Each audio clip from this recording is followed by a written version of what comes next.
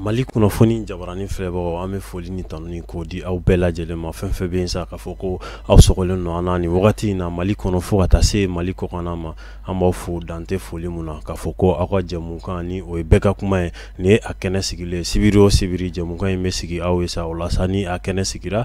an bɛ foli ani tanu ni k'o di an ka ɲɛmaayaso ma kosɛbɛ ni hakili ɲumanya la yaasa ka se ka kuma k'o di fasoden kelen-kelen bɛɛ lajɛlen ma bɛɛ lajɛlen bɛ se k'i kunkan ko fɔ cogo min na yaasa baaraw bɛ se ka ɲɛ cogo min na sabula jamana in a bɛ danko min kan a dogolen tɛ mɔgɔ si la fanga furancɛ fanga don fo que jamana in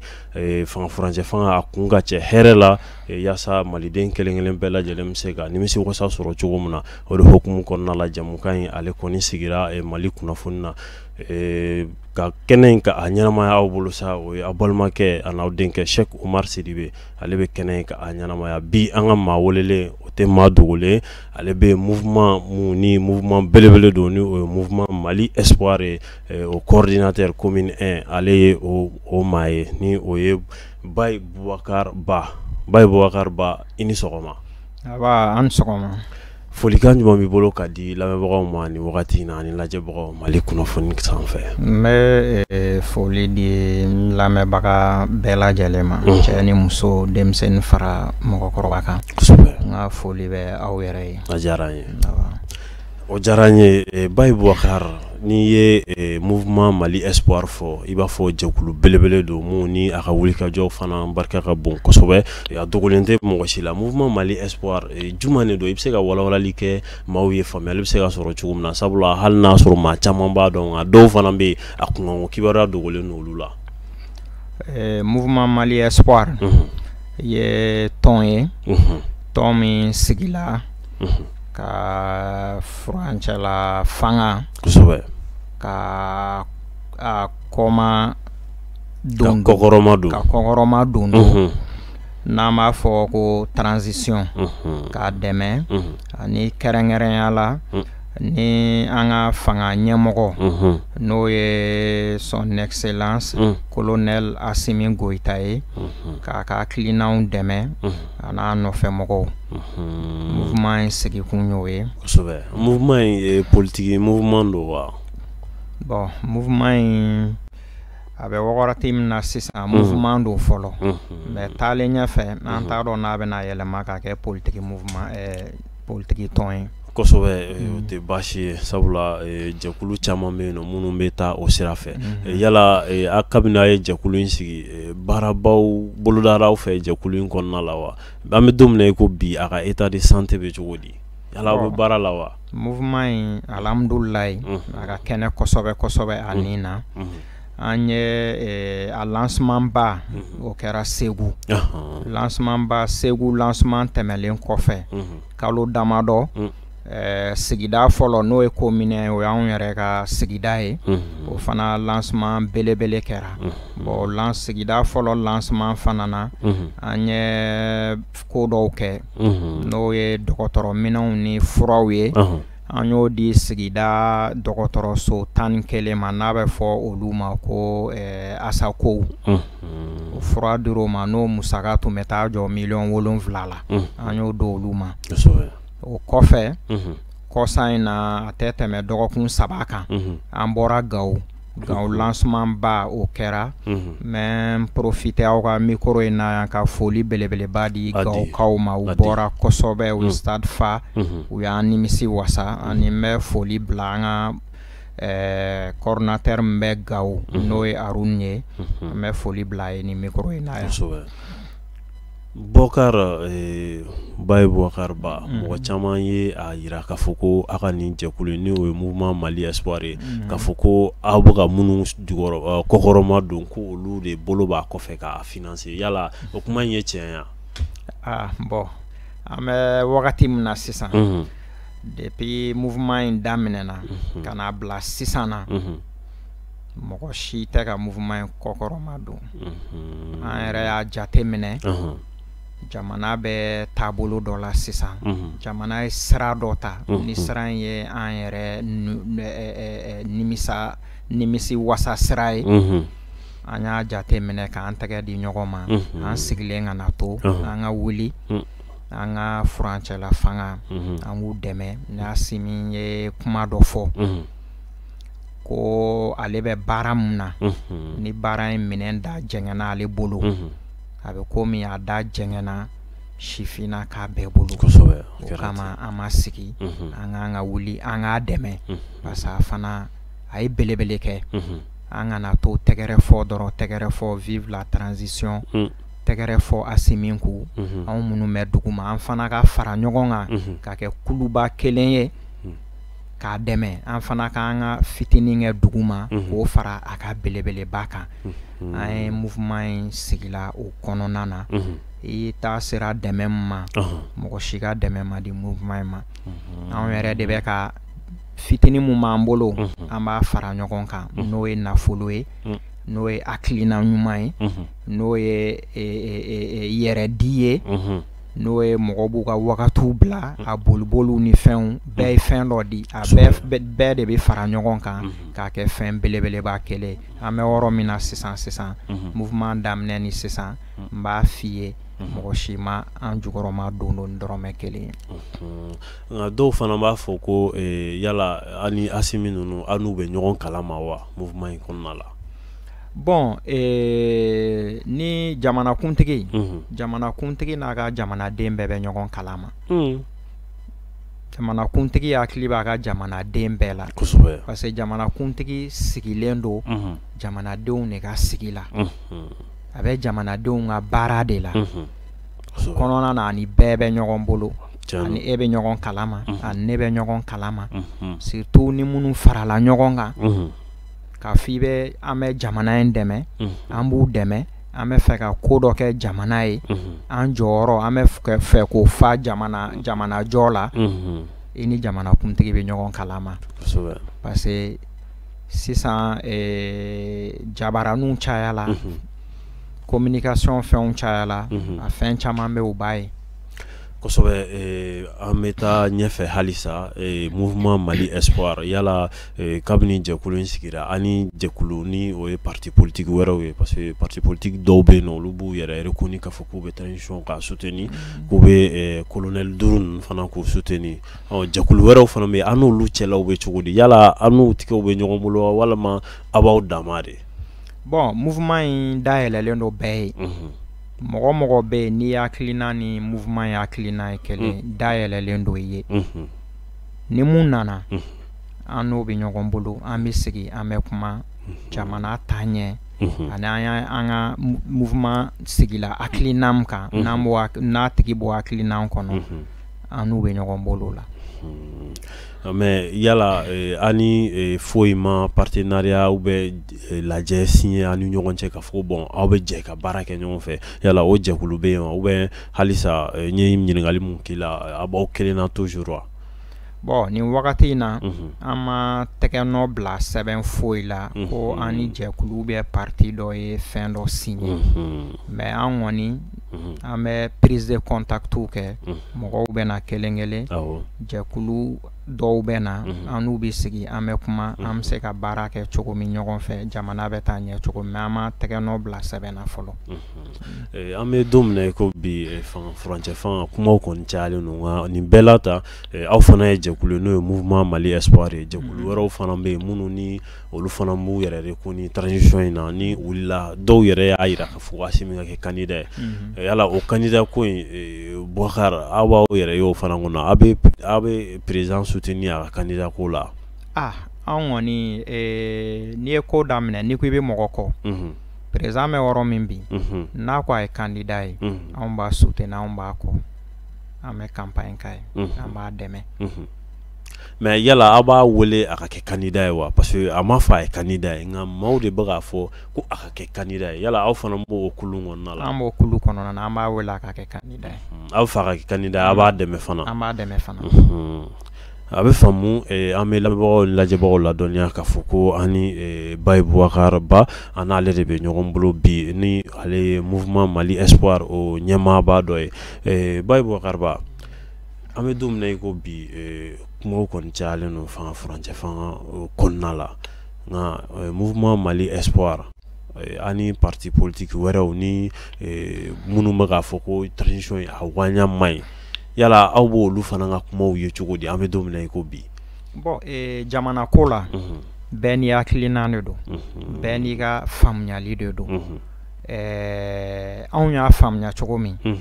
anw m'an da don la an b'o de fɔ jama kɛra cogo cogo bɛɛ tɛ se ka jɛ ka taa fan kelen fɛ kosɛbɛ i y'a faamuya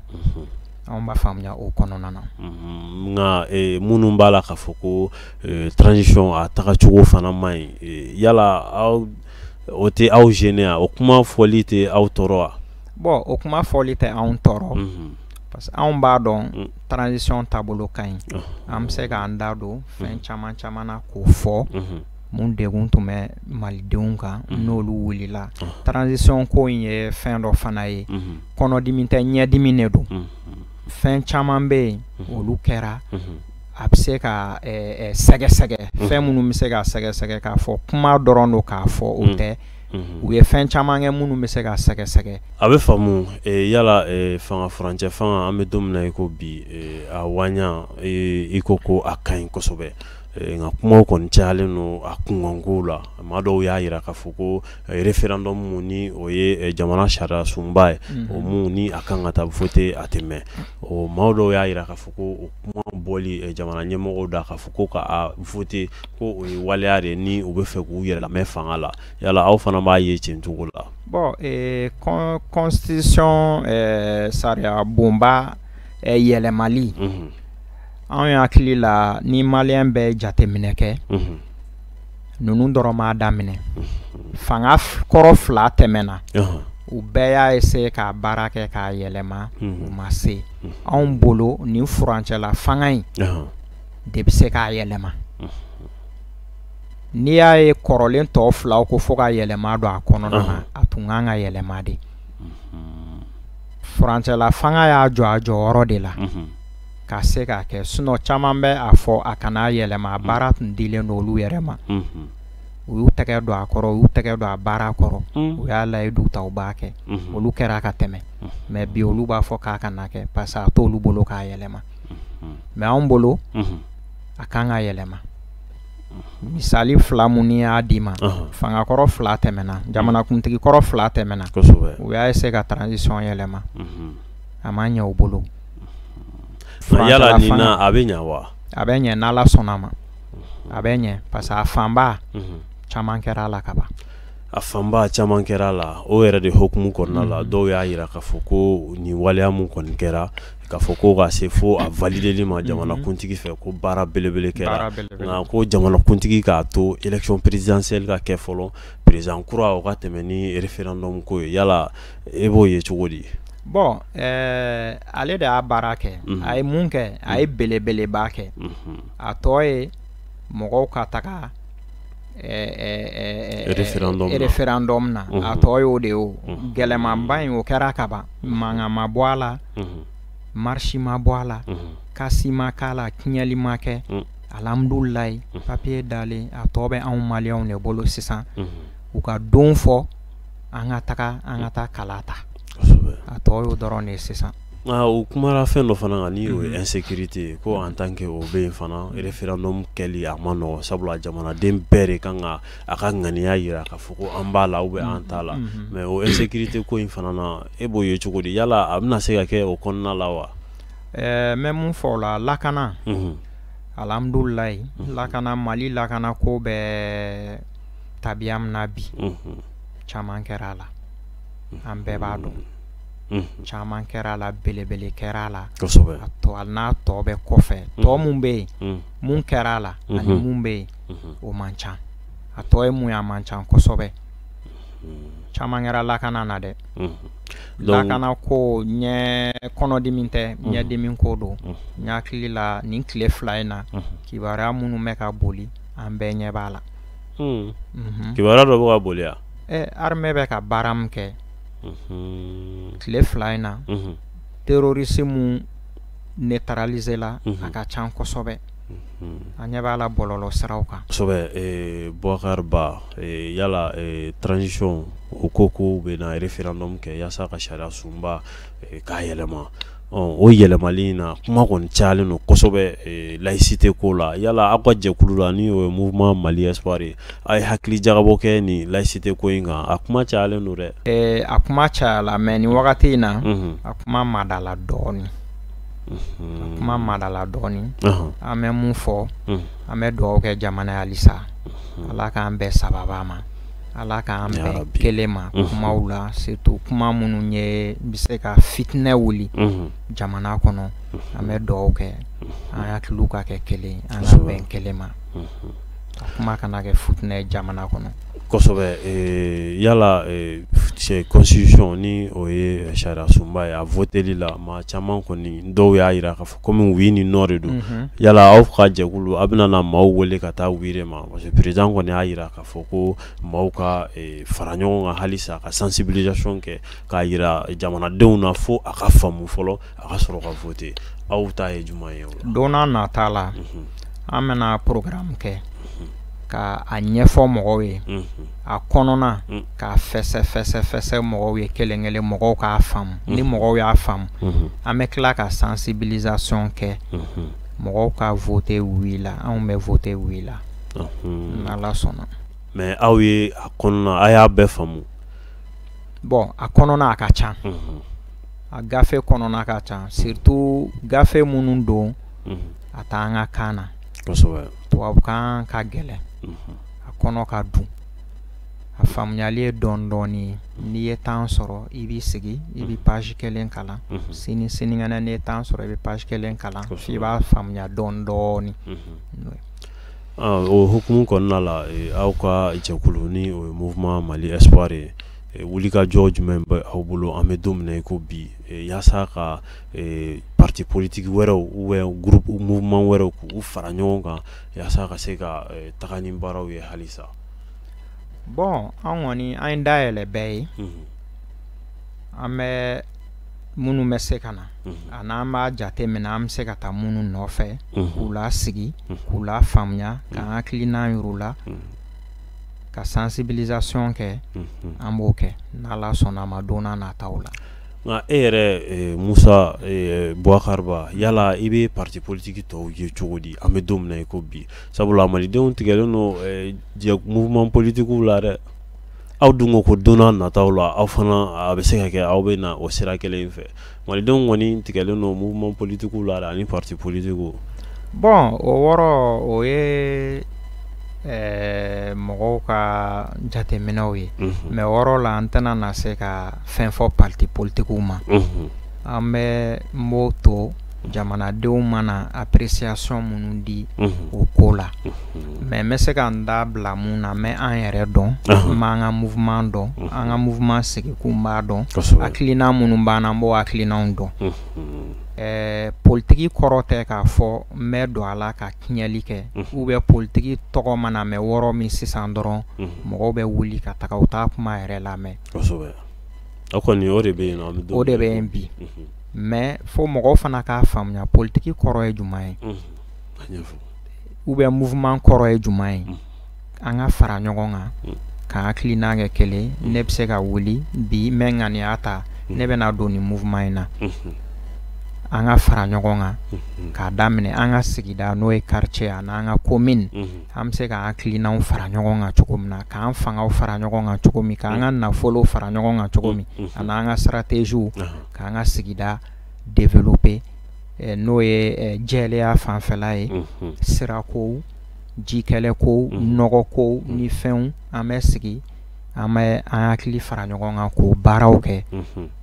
o de ye politiki ye mais politiki kɔrɔ tɛ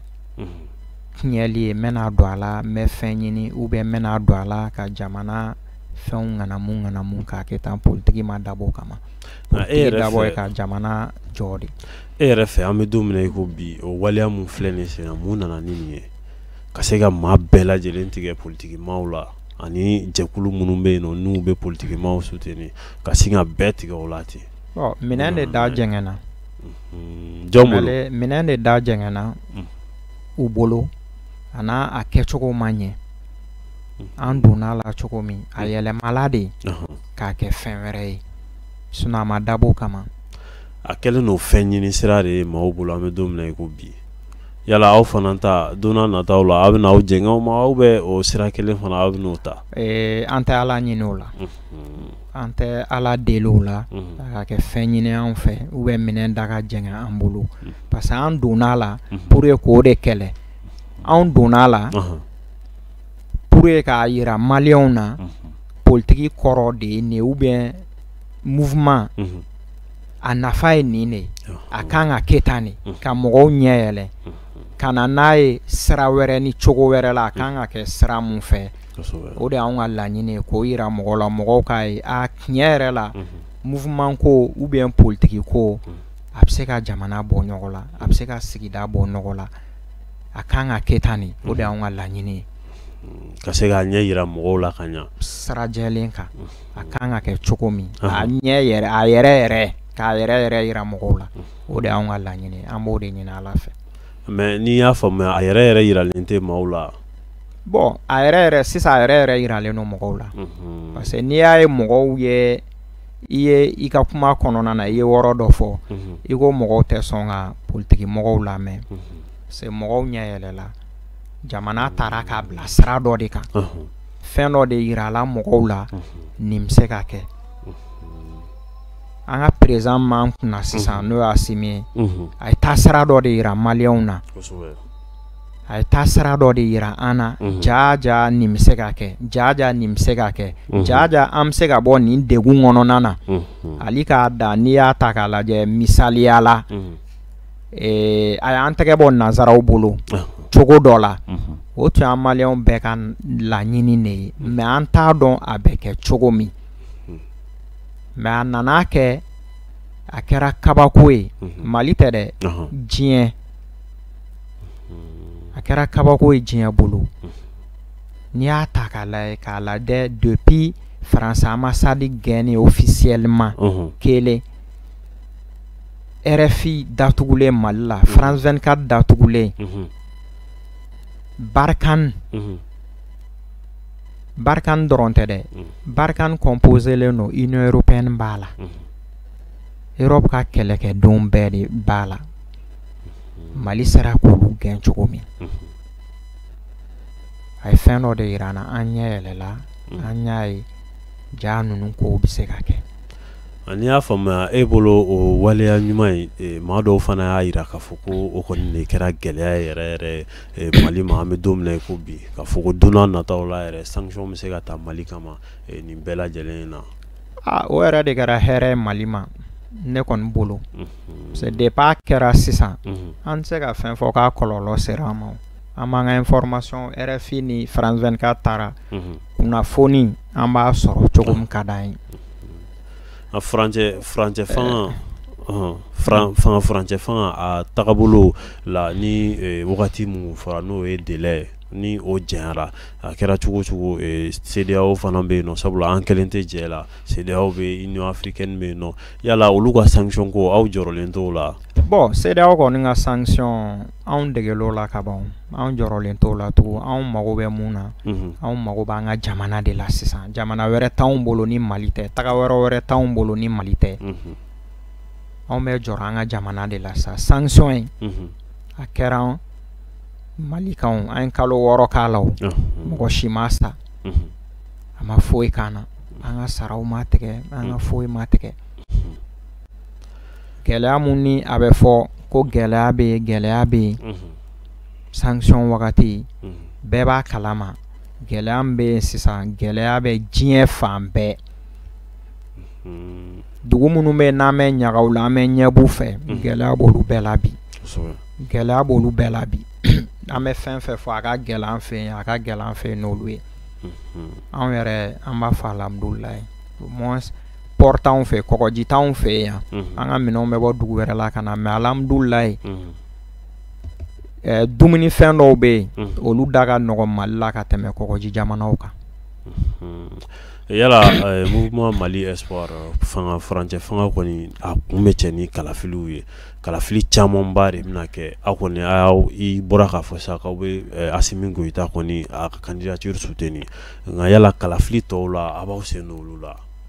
kalafiliw la an m'an sen don u la n'Ala sɔnna a ma an m'an sen don u la parce que n'i ko jamana ka taa ɲɛ n nana ka fɛn dɔ kɛ n ka sigida ye ou bien ka fɛn dɔ kɛ n ka jamana ye ni kalafiliw sera i b'i nin don a la. Yala kuma wɛrɛ b'i bolo mun ɲininkali ma k'i la i bɛ se ka kuma mun kan. Bon lakana n bɛ n da se lakana ma kosɛbɛ kosɛbɛ parce que fɛn bɛɛ bɛ daminɛ lakana de la ale bɛ ka fɛn fɛn fɔ ko kow ka nɔgɔya élection ka kɛ basigi ka kɛ a bɛɛ bɛ fara lakana de la Mali bɛ yɔrɔ min na sisan lakana an b'a fɔ alhamdulilayi a tɛ tɛmɛ dɔgɔkun 2 kan minɛn minnu donna Mali kɔnɔ maliyɛn bɛɛ y'a ye diɲɛ mɔgɔ y'a ye an b'an ka ɲɛmɔgɔw fo la halisa an b'u fo la. Mais o bɛɛ n'a ta ni Nations Unies y'a ka rapport bɔ o bɛɛ n'a ta i b'a ye k'a fɔ gɛlɛyaw bɛ yen nɔ lakana ta fanfɛla la halisa e b'o rapport ko ninnu ye cogo di sabula kalo saba olu bɛ rapport fana bɔ. Olu tɛgɛ de b'o rapport la o rapport ye olu de ta ye anw b'a kɔnɔ yan de anw de b'a kɔnɔ yan a tun bɛ ka k'anw de la ka tɛmɛ sisan a bɛ ka bɔ degun bɛ ka bɔ anw de kan sisan dɔɔni dɔɔni anw de b'a kɔnɔ maliyɛnw de sara ka tɛmɛ. Halisa déplacés ma segin déplacés bɛ ka segin dɔɔni dɔɔni o ye fɛn mun ye mɔgɔ taali ka teli seginni a ma nɔgɔn mais caman bɛ ka k'a la caman bɛ ka k'a la kosɛbɛ. An bɛ lamɛnbagaw ladɔnniya ani lajɛbagaw k'a fɔ ko Bayi Bubakari Ba ale de b'an bolokɔrɔ bi sɔgɔmada in na yasa ka se ka masala jamana yɛrɛ kunkanko kibaruyaw ni o ye actualité ka se ka masala o kan mouvement belebele mun ni o ye mouvement Mali Espoir ye ale ye o coordinateur belebele commune 1 n'o ye sigida fɔlɔ ye o la Bubakari yala jamana an bɛ don min na i ko bi i ko a waɲa ka ɲi a tagaɲa ka ɲi parti politique minnu fana bɛ yen nɔ ni mɔgɔ caman bɛ yen ni u bɛ k'a fɔ ko furancɛ fanga ko a ka dan ni hakɛya in ma fɛn ka na fara kan yala aw ni dɔ farala kan o t'aw gêner ya. Bon anw dɔrɔn tɛ ni dɔ farala kan ni a bɛ maliyɛn bɛɛ ka nimisi wasa ni jamana ka hɛrɛ b'o de la jamana ka taaɲɛ b'o de la anw jɛlen don n'a ye. Nka transition jɛnyalen o fana maa caman y'a jira k'a fɔ ko o man ɲi dɛ. Bon transition jɛnyalen o ka fisa i ka taa élection kɛ garaba kɔnɔ mankan ka bɔ a la système kelen ka tila ka segin ka na. O système jumɛn? E yɛrɛ da y'a fɔ ko maliyɛnw tɛ ka sɔn ka kuma politique mɔgɔw tɛ se ka taa kuma kɛnɛ kan maliyɛnw t'u lamɛn parce que a tiɲɛna de o système de sigila an tɛ fɛ ka bin o dingɛ kɔnɔ tugun. Jɛmukan sera a kuncɛyɔrɔ la sabula wagati mun dira a ma o surunyara yala i bɛ se ka mun laseli kɛ mouvement Mali Espoir yɛrɛ kan aw jabala bɛ min yala nɛgɛjuru sira b'aw bolo ani maa mun bɛ fɛ ka don aw ka jɛkulu la. N bɛ foli bila mouvement Mali Espoir tɔnden bɛɛ ma cɛ fara muso kan denmisɛnnin fara mɔgɔkɔrɔba kan an ka président national n'o ye Ablaye Kebe ye n bɛ foli bila a ma an ka président d'honneur n'o ye Agibu Damele a ka foli belebele bi yan an jabalaba n'o ye siège national ye o bɛ AC 2000 kɔnɔ Bujiba kɛrɛfɛ Kanam kɛrɛfɛla la bon anw yɛrɛ jabala commune jabala bɛ Jelibugu la n bɛ tɔnden bɛɛ fo n b'u fo ka cɛsiri la n bɛ n kɔrɔkɛ fo Cɔrɔnɔ Njayi ale ni n bɛ ɲɔgɔn fɛ yan plateau kan ani Ibrahim Kone. Cɔrɔnɔ Njayi i t'a préciser. N ka foli bɛ a fana ye. Cɔrɔnɔ Njayi jumɛn don fɔlɔ? Non i hakili bɛ mun na o tɛ o tɛ. Journaliste Cɔrɔnɔ tɛ. Ayi o tɛ. N ka foli bɛ tɔnden bɛɛ lajɛlen n ka foli bɛ maliyɛn cɛ ni muso ye n ka foli bɛ an ka fininakaw ye kosɛbɛ kosɛbɛ. Finitigiw ye. Kosɛbɛ o de bɛ dan sigi an ka bi jɛmukan na ni o ye bɛɛ ka kuma ye sibiri wɛrɛ an bɛ ɲɔgɔn sɔrɔ yan nɔ nin kɛnɛ kelen kan i b'a fɔ a y'a fɔ cogo min na an bɛ dugawu kɛ an ka wolomasiri tabagaw ye sunkalo timɛ ko ɲuman ala k'o di an bɛɛ lajɛlen ma aw k'an bɛn sibiri wɛrɛ nin kɛnɛ kelen kan ani nin wagati kelen.